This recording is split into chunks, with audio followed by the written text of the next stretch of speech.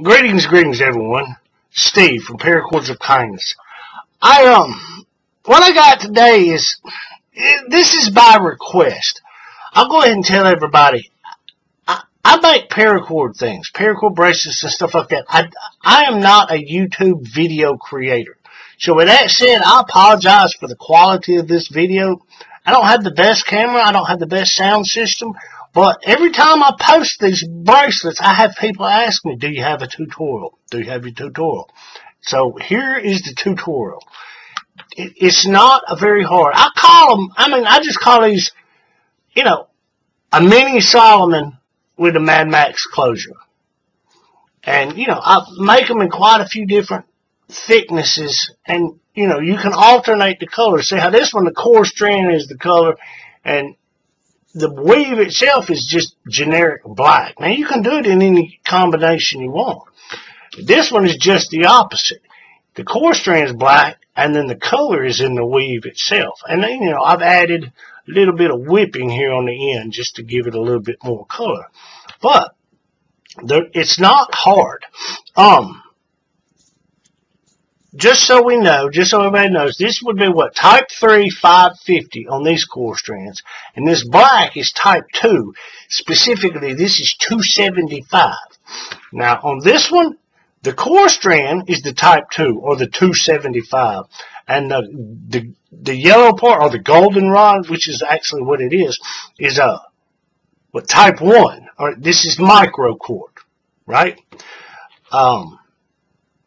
Now, measurements. That's what everybody wants to know. Measurements. For the core strands, it doesn't matter which one you use. I start off with about 3 feet for the core strands. Now, on the actual cord that you're going to use for the weave, give or take, it just depends.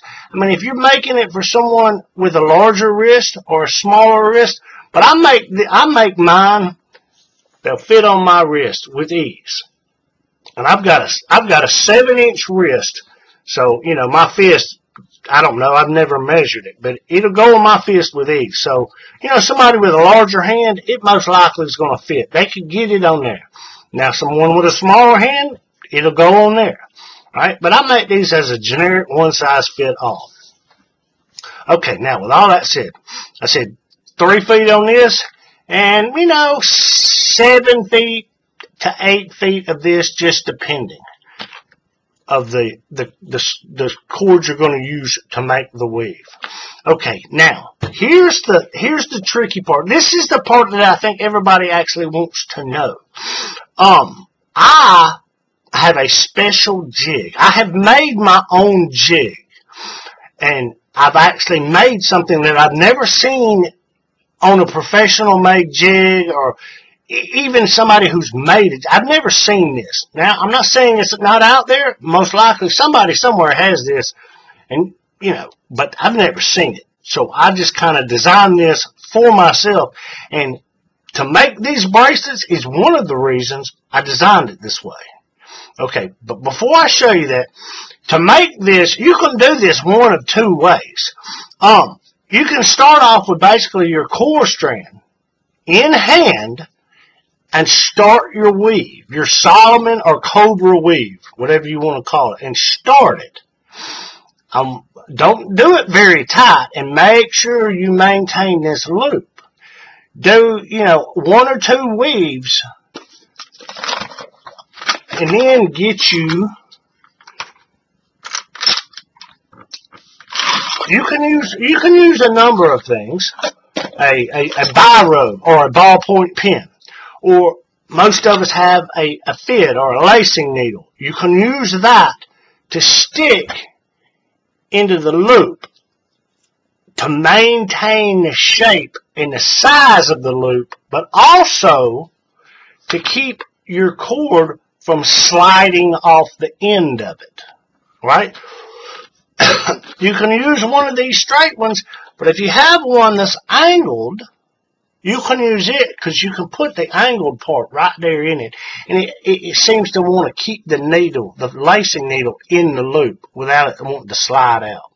Now, here's the important part. Whatever you decide to use to maintain this loop, you have to remember that you want the loop to maintain its size so you can get the two core strands fed through there.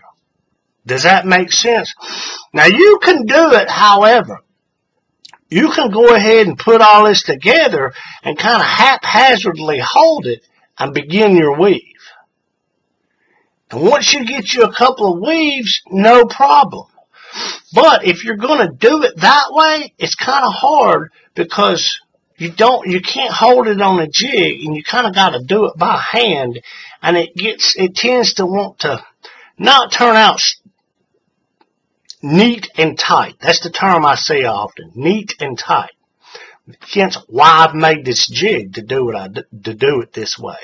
And I think that's what everybody wants to know, is how I do that to make it look so good. I've got a jig. But like I said, you can create the bracelet, the loop of the bracelet, and then start doing the weave or whatever. Whether you feed these core strands through the loop or not, always remember, if you don't remember, you have to maintain the size of this loop so you can feed that through there, because once you get it woven, that loop is not going to change sizes. So like I say, whatever you use to maintain the size of that loop, make sure that the loop is the right size to get the two core strands through there, so then you can tie the knot and do the end. Because the way I do it, that's the very last thing I do, is this diamond knot and the whipping is the last thing I do. And I use my jig. Now, I'll show you this. Some of you may not have this, some of you may, whatever. But I made my entire jig. I didn't buy one, I made it. Most of us, we have a jig of some sort. Relatively the same principle. I got the 2 screws at the top with the removable pieces. I got a 1/2 inch buckle on one side, and I got a 5/8 inch on the other side. And I can, interchange these with different size buckles. And a lot of people have this type setup, something similar. Some people have a nail sticking up. I don't like a nail. I'll explain. I use a hook. It's got threads on the end of it, and I just threaded it down into this block, and it's a hook. And why? As opposed to a nail? Because once you put this on here, say I've already got this one set up. Once you put this on here and you start this weave and you slide it up, you have to remember to make sure that this loop is going to be able to have those 2 core strands on the back side fed through there. So you don't want to push it all the way up, depending on how the diameter of the hook or the nail or whatever you've got. But if you have a nail, it's hard to get this loop past the head of the nail. Makes sense? So you could take a nail and cut the top of it off, cut the head of it off. Me, I just use this hook. That way I don't have the cord accidentally ride up the nail and slide off the nail, because it no longer has a head to keep it on there. So this hook serves that purpose. And then after you make the woven part, you just unhook it all at the bottom, which I'll get to this in the bottom in a second, and you can just slide it off the top of the hook. Makes sense? But this is the part I think everybody gets. They don't see how I do all this. It's because I have this special thing that I've put on my jig. Like I said, I've never seen this. I'm not saying nobody has one and there's no professional jig maker out there that does this. I just have never seen it. And I sat and thought about this, and I was like, I bet you I can make something that will facilitate me making these type bracelets. There's a couple of other things I make that I want. I want to be able to have a jig to hold my core strands tight, but there's not going to be a buckle. There's not going to be anything on the end to hook it to. So I need some way to hold it and pull it tight. So what I've done is I've got this little setup. I'll hold it up here so hopefully you can see this a little bit better. It's raised up so you can get up under there, and it's just got 2 little screws and wing nuts. This top piece, see if I can get the light. This top piece, this, I don't know what color you would call that, light gray color. That's a piece of metal. It could be a piece of wood, but I got a piece of metal because I know it won't bend and it won't break from the pressure. But underneath is just a piece of wood. And you undo these two wing nut screws, and that piece of metal will raise up, and it will create a gap in between this piece of metal and the piece of wood on the bottom. So you slide your strands through there, which if I can get my hand off of it, you slide the strands through there, tighten the wing nuts down, and it clamps down on these cords. Then, you know, your regular part of your jig that you would adjust right here, you just pull it tight and tighten it down, and it keeps this tight. That's all that is. That's when I designed this, that made making these things so much easier because I didn't have to fight trying to do it in hand. I had this, it was held tight. Okay? That's that. I think that's the part that most people, they when they're looking at this trying to figure out how to do it, they can't, that's the element that they don't know this. They don't know about that. Does that make sense? Okay, now with that said, the rest of it's easy. Solomon weave, diamond knot, whipping. Most of us know how to do it. If not, I'll show you. We're going to take a cord. Like I said, I think I cut right here about 8 feet of type 1 micro cord in a neon pink. Just for the purpose of showing this. You're going to find the center. Obviously, you're going to find the center of your cord. Relative center. Off a couple of inches. Let's line it up. Get it to the center. Always make sure you're at the center. Always make sure it's the center. So little things like that that make stuff turn out a lot easier. At the center. Pull it out. Okay, now for the Solomon weave here. If you don't know how to do this and you can't see my video, like I said, I'm not a video creator. But if you can't see, if you don't understand the way I'm explaining it, Solomon bracelet, Cobra knot. You can search YouTube, plenty of videos. I don't have one on my channel. Like I said, I'm not a video creator. But I'll zoom in. Hopefully this thing will focus. Yeah, there we go. I don't have the best camera quality and all that. I've already said. But you just take it like this. Doesn't matter which side you start on. But you take one side and you come over.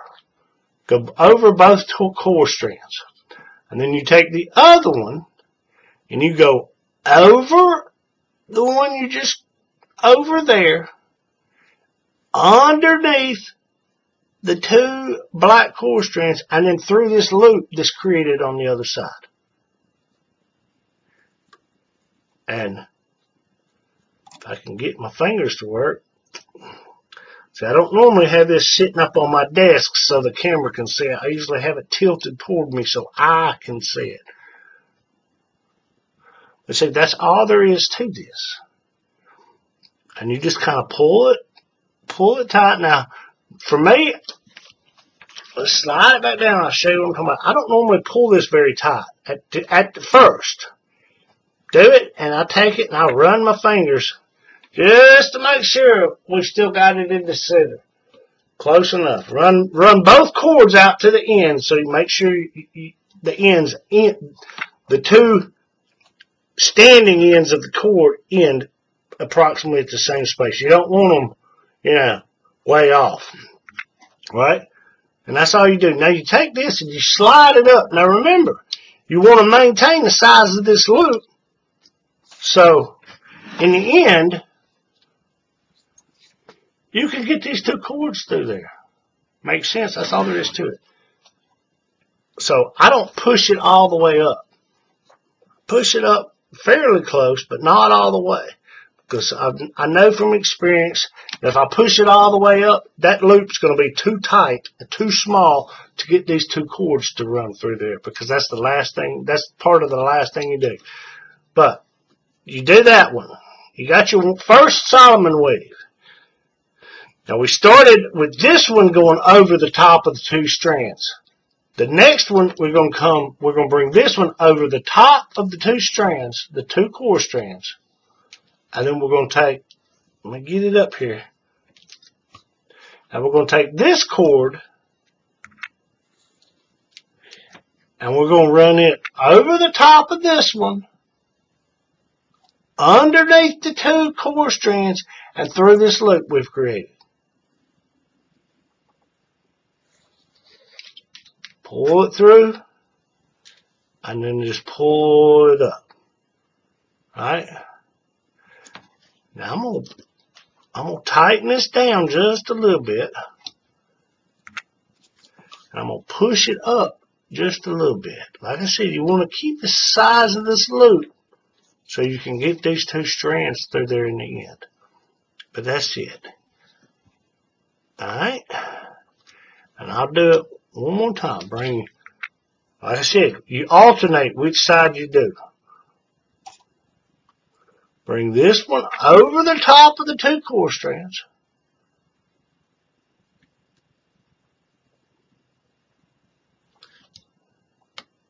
We'll hold this here. Take this one and bring it over the top. This one's under and this one's over. Now you take this one again and you come underneath the two core strands and up through the loop on this side. Take out the slack and you run it up. Now I know a lot of times when we make these bracelets and you see tutorials, they'll often tell you to push everything up. Hey, you can do that, but make sure you got a couple of knots up here that are tight so that when you do that, you don't lose the size of this loop at the top. You want to be constantly aware of maintaining the size of this loop. Plus, I don't do a lot of, on this bracelet, I don't push it all up. Why? Because I want these gaps, especially on this one. You want these gaps to be here so you can see the core strands because that's part of the color. It's kind of the same on this one, but not so much. The color is in this and not the core strand. But I still like to maintain those gaps in between it so you can see it. And just pull it tight. We'll do it one more time. We'll go over the top. Take this one, goes under. No, wait. It goes over. So right here. This one is under. And this one is over. And we come underneath the two core strands and up through this loop we've created. Pull out the slack and run it up. And after you get you about 3 or 4 of these little weaves, you can pull it tight on either side. Make sense? Do it again. Over the top, underneath, and through the bottom. And we just keep doing that until we get to the desired length of the weave. And like I said, now that I've got some tension on this, you can see the gaps that are there and you can see the black cord through it. That's why I don't push up on it. Because you push up on it, you lose the gaps and you don't see the black as much. And that gives it a little bit of depth to it. But pull it tight. Do it again. Makes sense? Now, I'm going to stop the video. I'm going to do the end. And I'll show you the end and I'll show you the whipping knot. Makes sense? Okay. Okay, I've got it the weave run down on either side. And here's something that I've learned from experience. I'll take my finger and I'll run it down, and it'll feel like it's straight, but you'll get maybe like right here, I can feel it. Yeah, let's see if you can see this. I'm gonna zoom in just so to see. Yeah, I can see it from here on camera. If you look, you see how these edges, they're all straight. But then when you get to like right here, it looks like it's got a bump in it. That's what I run my fingers down the edge. Here, let's zoom back out. Okay, just so y'all can, everybody can see this again. You see how, I'm sorry for the lighting. Like I said, I'm not a YouTube creator. But you see how it's straight. But you get to right here, it looks like there's a bump in it. Now what causes that? When you go to pull, you do a weave and you pull it, you're not pulling it straight out. You might have one cord higher and one cord lower. You see what I'm saying? That's something. Here's a tip for people who may not know this. Let's just say, for example, you see somebody's work and that weave, whatever it is, it looks straight. Everything looks even and consistent down through there. It's not all bumpy and out of whack, right? And then you look at your work or someone else's work, and that thing, it looks all crazy and it's not. Why that is because when you you do your weave and then you go to pull everything tight, you have to be consistent in not only the amount of tension you pull, but also in the direction you pull the cords. I think nobody teaches that. I've never heard anybody talk about that. But that's what causes the bracelets to be all misshapen looking compared to some people's that look good. That's the key. That's something I learned through experience. Nobody ever told me that. I've never heard anybody say that. But that you stop and you think about it and you're like, yeah, that makes sense. If you're wondering why your bracelets are not, it's because when you go to tighten it up, the same amount of force every weave, right?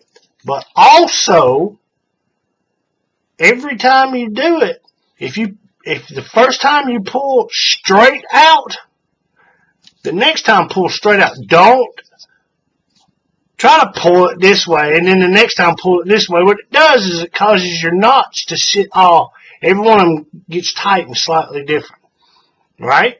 Now, I'll say this. Certain weaves, you have to pull. You can't pull them straight out. Some of them, it will tighten the knot up just right if you pull this side down and this side up. Or this way. Sometimes you have to angle them up and down. You see what I'm doing? That is part of the experience of working the first time you ever do a weave of a bracelet, I've noticed for me, the first couple of weaves I do at the top, they won't look very well. It's because I'm not necessarily the consistency of how much tension I'm pulling, but it's the orientation of how I'm pulling the knots. And after I do about 3, 4, 5 of them, I look at it, and by then I figured out, okay, I need to pull it straight out, or I need to pull this side up this way. You know what I'm saying? I need to pull this cord on this side up and toward the top. Or I need to pull it down and toward the bottom. You see that? You figure out with each weave what needs to be done, the technique. And once you figure it out, so often you'll have to go back and unweave it and start over and maintain, when you tighten each section up, maintain the consistency of the amount of tension and the direction you're pulling the cords to tighten it. That's something that I've never heard anybody teach. And that will help tremendously on keeping your bracelets straight and even and everything. But like I said, I can reach down through here and I can feel, and I showed you those little bumps right there. You can take your finger, especially on this Solomon weave, you can take your finger and run your finger right here down the side and it'll straighten them up. It'll clean those things up just a little bit. See, now look at it. It's right there, but it's not as noticeable as it was. Now on this side, I can still see it right there. It's kind of messed up on this side.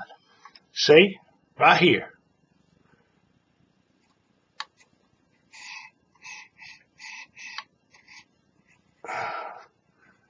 And all that is from not pulling. See how it is? It looks like it's just got a bump in it right there. That's from not pulling consistently. That's all that is. Okay. But we've got all this done. Okay, now I'll show you this. I dropped my knotting tool, my marling spike, whatever you want to call it. And I'm one of these that I use the knurled part of this when I go to snip and cinch.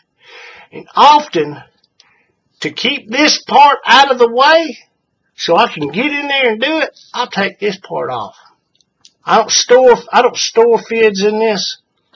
I simply use this for, you know, I use it, you know, for undoing a knot if need be, and I use the knurling to do to snip, singe, and then the pressing part. I keep my fids in this. We obviously saw this. I've got this. Don't ask me where I got this. I found this little leather type pouch. I don't know what it's originally for, but I repurposed it. And I've got, what is it? Type 3 and Type 1 fids in here. These are the ones I use most often. And I've ordered extras because there are some bracelets where you have 4 and 5 cords, and instead of having to take that Type 3 fid off one cord and put it on another and stick it in there and then take it off, put it on another, I just ordered some more. You know, cheap ones off of Amazon. They don't have to be these expensive ones from somewhere, and they work just good. And I'll put a fid on each. Once I get down to the end of the bracelet, I'll put a fid on each of the 4, 5, 6, however many cords you got, and there's a fid on each one. And you just, that way I'm not constantly taking it off this cord, screwing it on this one, running it, and taking it up. Makes sense? Okay. Got off on a side trail. But, there you go. Take that off, and I'll use this end. Now, what I'll do is this right here. I tighten all this up with pliers so it'll stay tight. And because I found from using this little thing, this core strand, when I go to tighten it all up, these core strands have a tendency to slip out. So I have to tighten these things really, really tight. So I'm going to just loosen this up. Let me get my pliers out over here. Hold that screw and just loosen it up a little bit. Once you get one, on the way this one's made, once you get one side loose, the other side usually you can do with your hand. Yeah, it'll break free. Right?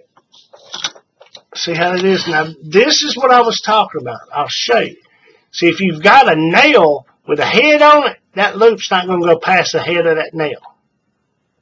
And, you know, you can take a nail and cut it so the head's not on it, but if you've got that nail sticking straight up or whatever, there's a chance that this will slip right up on that nail and come off.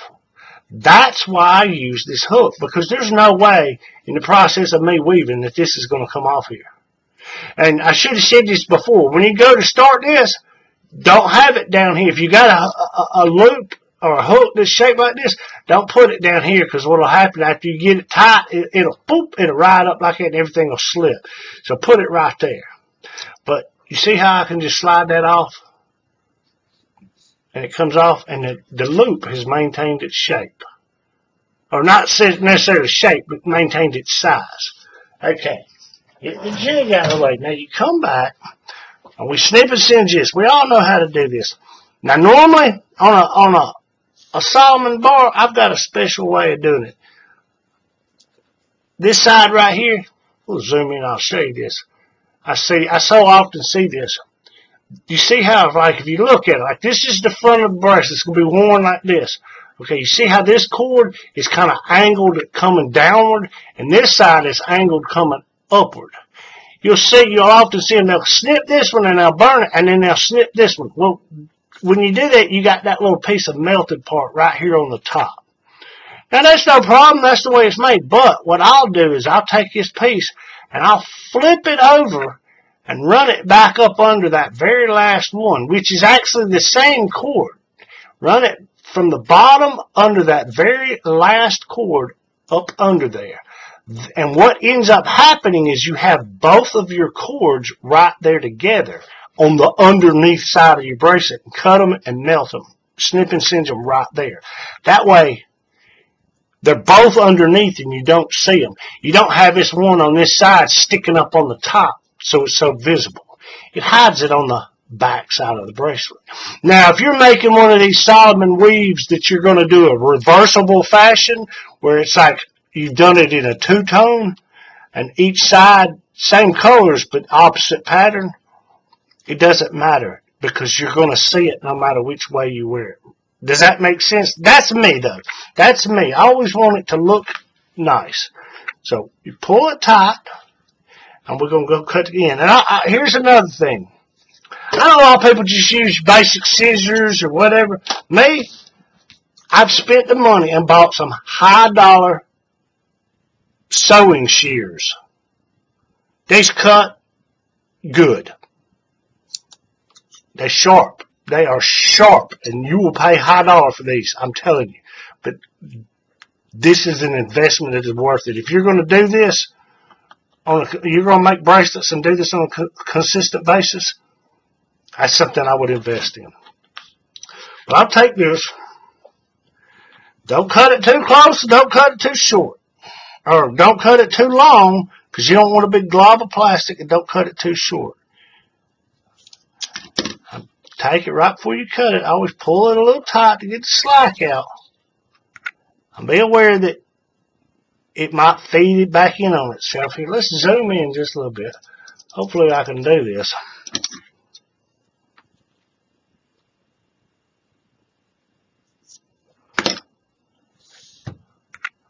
See how much I've got there? I know it's not in focus very well, and I apologize, but you get the gist of it.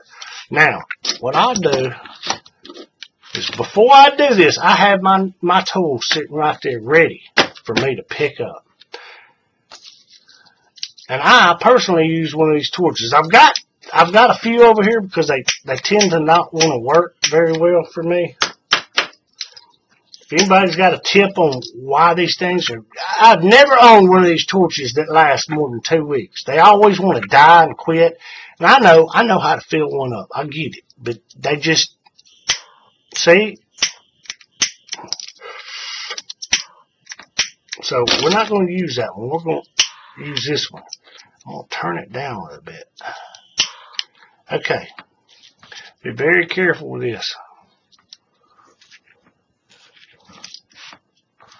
Like I say, I always have my tool. Whatever you're going to use to flatten it out, I have it right there ready. I'm not digging for it.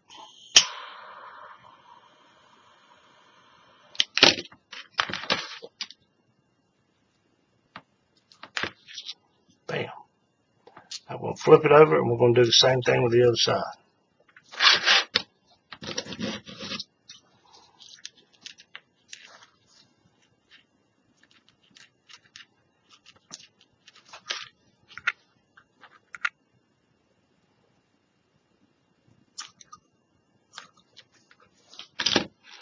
Yeah, that one got a little, that's all right, we'll fix it.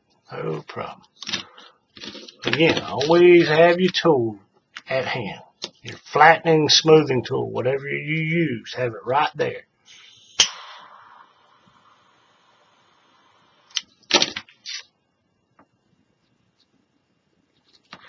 And bam, there you go. That's it. Now I'll usually look at it to see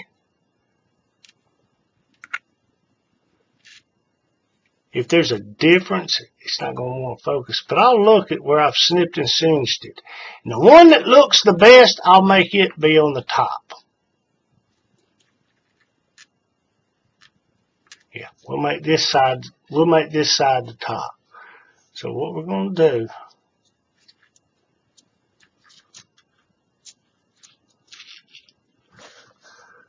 So what we're going to do, we're going to zoom out. We're going to zoom out. We're going to flip it over, and we're going to have it this way. So what I'm going to do is take these two.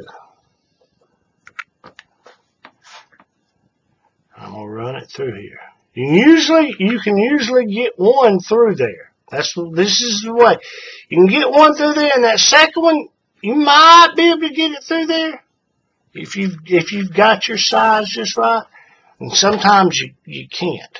So you have to take that lacing needle and force it through there. Right? But you got them through there. See, that's why I'm talking about maintaining the size of this loop for the end process. Why? So it's easier to get these through there. Because if that loop ends up being too small, you're not going to get them through there, even with the lacing needle. Right? Okay. Now what you can do, see, I want that to be a little bit tighter. So I'm going to run down here with my hands. I'm going to kind of work the seed. Remember, I didn't smoosh all this up. I didn't push it all up. I just pulled it a little bit. You take this and kind of, now you can push it up to the end.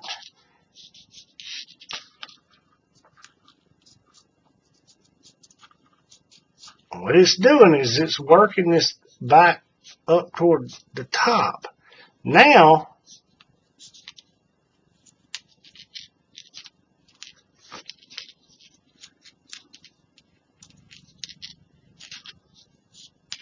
it creates just a little bit of tension on that.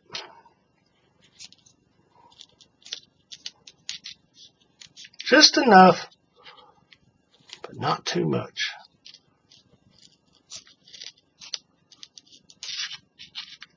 Yeah, there we go. Now what you do is you pull it back and you even out all the gaps.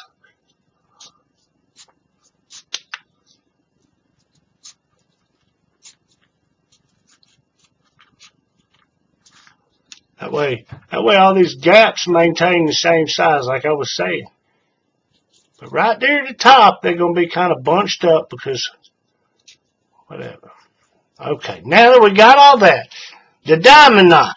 Like I say, if you can't see what I'm about to do very well on my camera, just find a diamond knot. There's a couple of tutorials out there for this. I'll see if I can explain this. I know how to do this. I don't know how well I can explain this, but I know how to do it. Hopefully this will make sense. Okay, now we want, give or take, a little bit of room, right? Like I say, I make these to fit on my wrist. So I'm going to get an idea. That'll work right there. Right there. So I'm going to back it up a little bit. This is the way I tie them. There's quite a few ways you can do this, but this one seems to be the quickest. Run it through your hand like this. Okay. To make it tricky, take this one. And I use my thumb. Make a loop around your thumb. A loop around your thumb. And then flip it one time.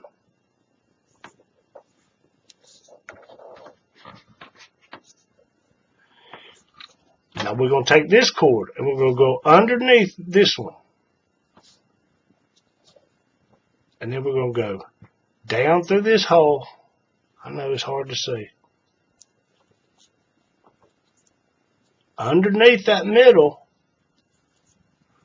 And then back up through this way. Okay. Now like I said, it's supposed to be underneath this piece. And we create what's known as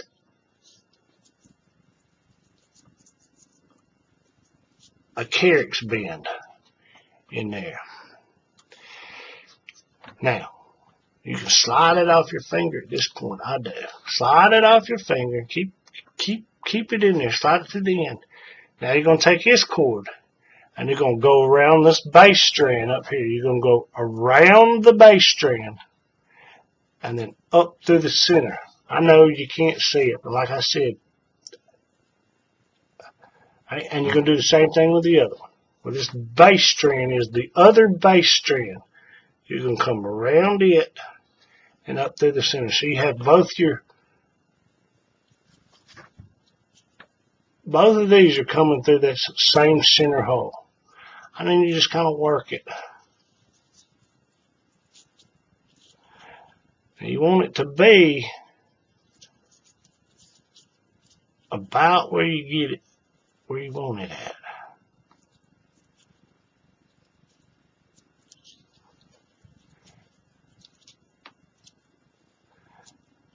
Let's see.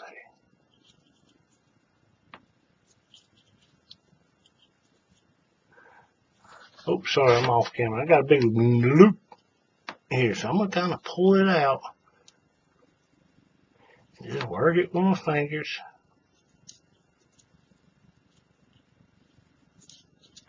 Okay. Now, before we get this thing completely tight, we're just going to make sure that we got enough room to get it over my arm, over my fist, so to speak. Now we do. Now what I'm going to do is I'm going to just work the slack out. These are old cheap ones, but you can find them just about anywhere. These I got off of Amazon. Basic jewelry making pliers. They have no teeth on them. They're smooth. And they taper down. They're round. They're conical shaped. They're tapered down. They have no teeth on them. So they're not going to snag your cord. I have another set over here also that are like regular old needle nose pliers, but they have no teeth on them. That way, if you slip, it's not going to snag your cord. Do you see what I'm saying? But these right here, I use these. This tool right here, my tool bag, this is the one I use more than anything else. Now you just go through here and you tighten this knot up. You just follow it around. Tighten it up to about where it is. Once you get it kind of even, you can work it with your finger. Tighten it up. I'm going to take the slack out of it. Now I do this. I know you're not going to be able to see it. I just use these pliers. I'll grab it, hold it, and pull it.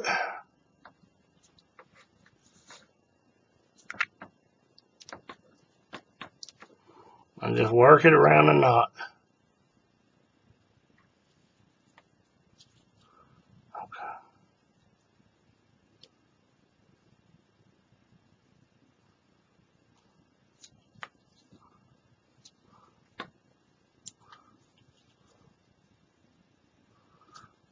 Hard to see.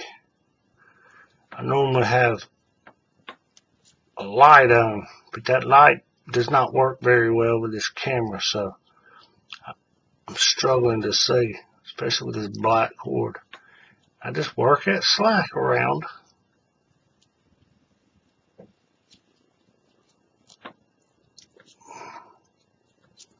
When I get to the last part, which is right there, I just pull it with my hand. Okay, and then we're going to do the other one, the other cord.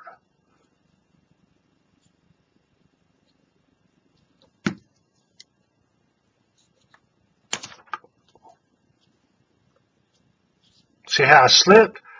No teeth. Does it snag?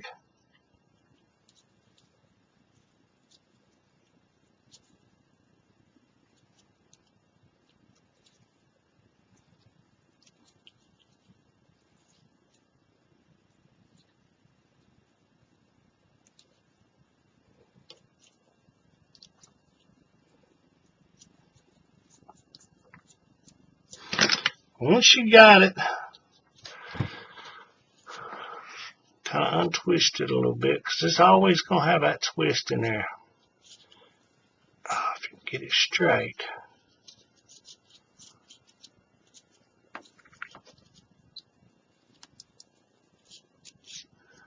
Make sure, one last time, that'll go over my wrist.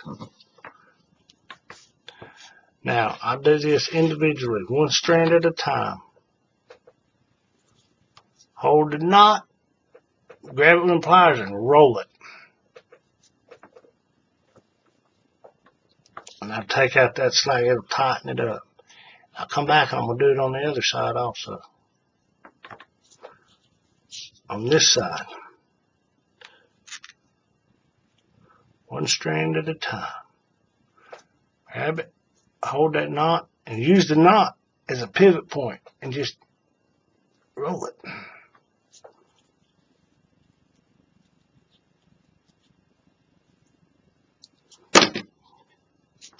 And that's that. And now you see, always have a little bit of length. That way you can get this knot. That's just the nature of a diamond knot. You need more cord to tie the knot than is actually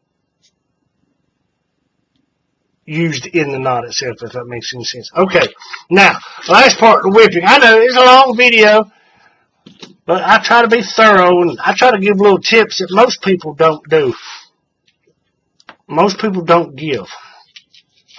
Okay, so what we're going to do with this whipping, this is not hard. What you're going to do, you can do this on each individual thread, or you can put them together, like this one I did here, where I've taken both of the strands that come out the end, and I've whipped them both together. Now you can do it individually. Let's see if I got something over here. Yeah, like this right here. You can do them individually, so you on both strand individually. But for this, I'm going to just do it like this. But the principle's the same. You take your cord. Let's see. I'll zoom in just a little bit so you can see this. You lay it up here like this. Now you got to remember, this end right here is what we're going to, at the very end, this is going to be the one that we're going to pull. So we're going to loop it back over itself like this and create a bite right here. Right? Now, in the end, we're going to put the whipping here. This is the way I do it. Maybe other ways to do it. There may be a better way, but this is the way I do it. I'll put the whipping here tight, and once I get it done, I'll slide it up to this knot. I don't try to do it right on that knot because it's not the easiest thing in the world.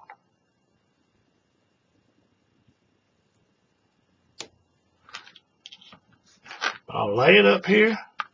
And we try to keep this from getting twisted around itself. We want that to stay straight. It makes it a little bit easier. We'll lay it up here like this.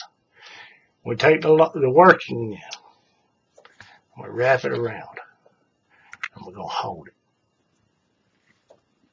And we're going to wrap it again. We're pulling this tight. As we're wrapping it, we're pulling it tight, and we're using our other fingers to hold it. You don't have to wrap this very many times.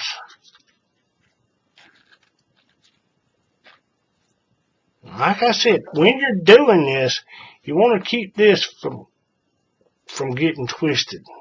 Now, if it gets twisted, yeah, but we want it to stay, we don't want it to twist. We want it to stay relatively flat. Because when it gets twisted, it gets up under what you're wrapping here, the whip, and it doesn't look very well. And as you do it, you can take your fingers and push all this whipping together so that there's no gaps in between it. You don't have to do this but a couple of times. And this is something I always do. You got one end of this bite that goes out to this, but the other end goes into the thing. So what I'll do is I'll pull. So that's going to be this end. Grab the other piece of this and pull it just a little bit. What that does is it tightens it up where you started the wrapping part.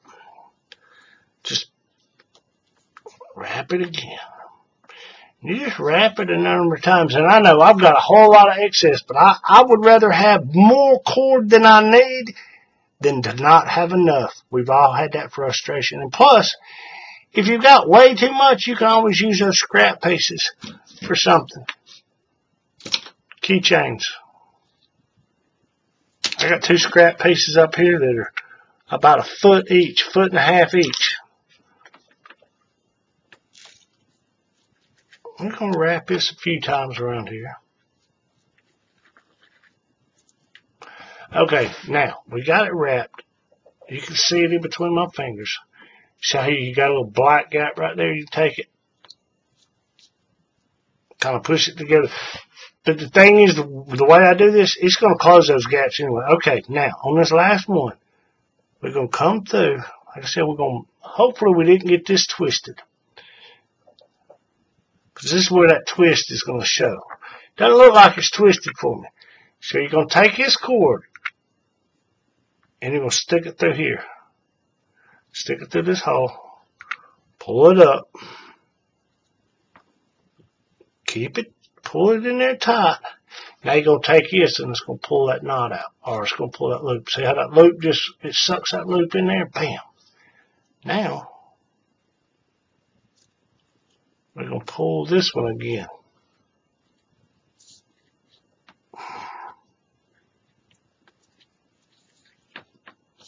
I'm going to pull this one more time.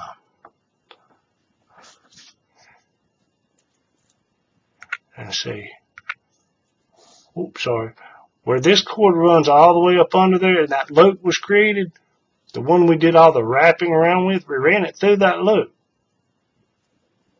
And then we pull this. It pulls that loop down in and it maintains, it'll stay. Now what I'll do, we're going to snip and cinch once again. We have our tool ready, the smoothing tool. We get our scissors. Now this one, you want to get it close, but not too close.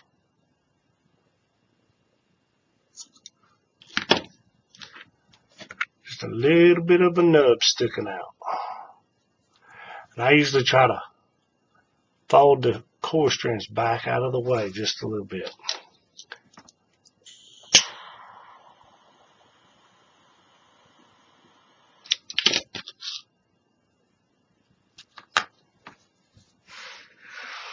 See that?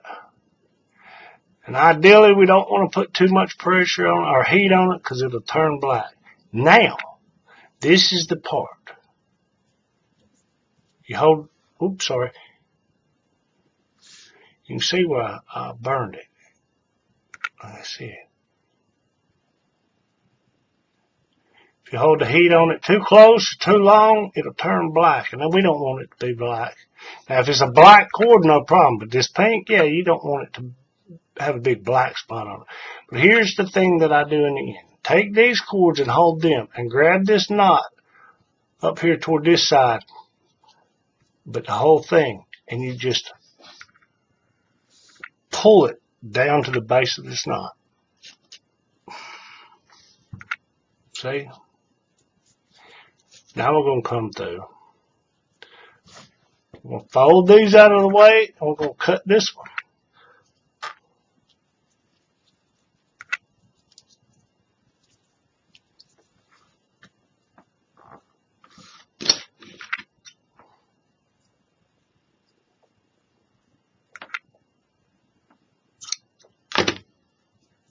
Same thing. Fold the core strands back out of the way. Have your smoothing tool ready. And apply your heat.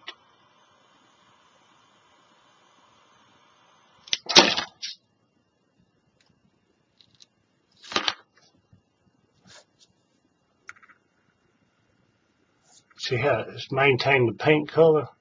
Now, I'm not perfect. I get it wrong sometimes. Now, this is the tricky part. We're going to cut this black off pretty close. But not so close that when we go to singe it, that we burn this pink. So, gotta be careful with this one. This is the part that always gives me the problems. It's always the last step, right?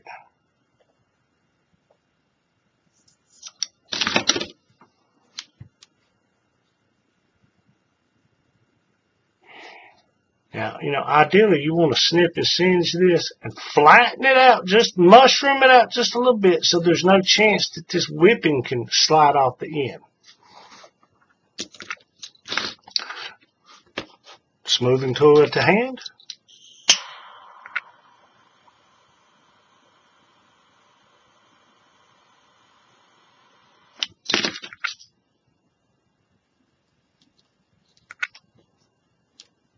Okay, now when I do that, I know, is it going to focus?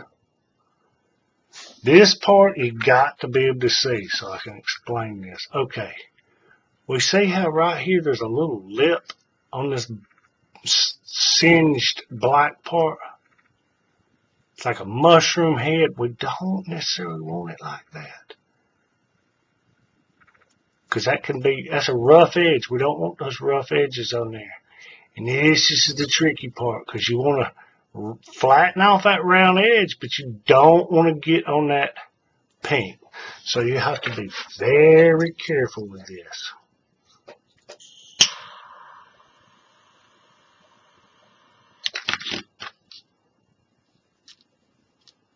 Round it off just a little bit. Follow it around.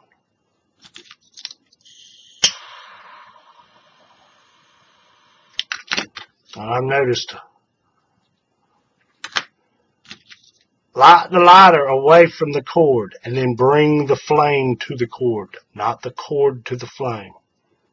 That's just me though. But don't ever point it straight at it and hit the button. Always hold it off to the side and then come to it.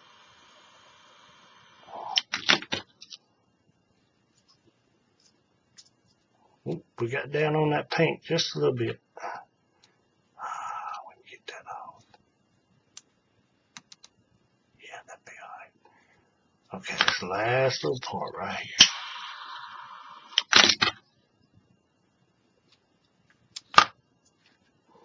That's it. Now that didn't turn out the best. That end, it didn't turn out the best. Honestly, it didn't. I don't like it. You can see where I got down that black, got down on the paint just a little bit. But that's all right. But that's it. That's it. Now you can put it on. Got your bracelet.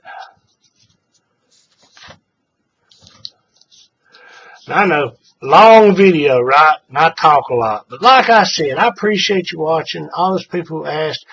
I try to throw in little tips here and there, things I picked up that I've never heard anybody talk about in tutorial videos. But the biggest thing is maintaining the size of this loop, so you can get these cords through there. You don't want them too loose, kind of like I had them, but you don't want them so tight that you can't feed the cords through there. But like I said, I'll show you this. This is the part here. Let's back out again. This is the part I think that when people look at this and I try to figure out how to do it, this right here is the element that they don't know about. They don't consider this. They've never, potentially have never seen this. I know I'd never seen anything like this. Like I said, so I made it myself. Necessity is the mother of invention. Well, there you go. I was like, that would make it so much easier. And I think, like I said, I think when people say, how do you do that? And they want a tutorial, it's this element right here that they're actually wanting to know about. And it allows you to have two core strands with nothing on the bottom of them. They're free-hanging core strands, but yet you can still tension it. A free, what do I call this?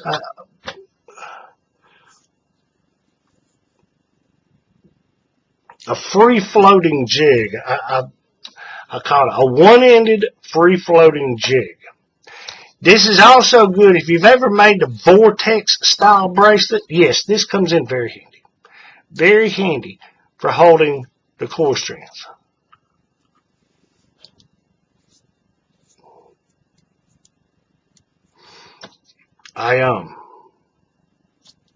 Not this, but just a hook. But anyway, there you go. Hopefully that helped. I know it's long. I talk a lot, but hopefully I explained some things. Maybe you learned something. Maybe you didn't. I appreciate it, though. But there you go. Have a good day and happy weaving. And remember, good color combinations and consistency in direction and tension can make or break a bracelet. So weavers, let's get weaving.